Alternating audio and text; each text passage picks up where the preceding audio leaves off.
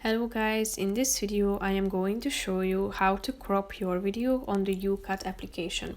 But first I just want to mention, don't forget to subscribe to my channel, because at 10,000 subscribers I am going to show you my whole YouTube revenue statistics and growth strategy, how to make money online. So let's jump into it. First of all, open the application on your phone. Tap on the plus icon down below in order to select the video that you want to edit.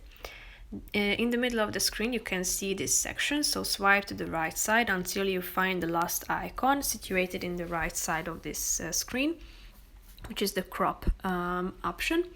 Here you should crop your video as you want to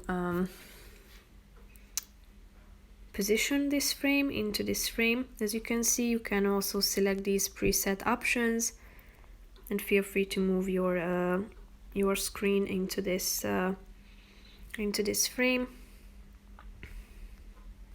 As you can see, there's a vast variety of preset options that you can choose from, so all you have to do is just finding the one that suits your preferences, and after that click on the check mark icon down below, thereby saving your changes. So that's pretty much it for this video. If you did, consider subscribing and see you in the next video. Bye bye.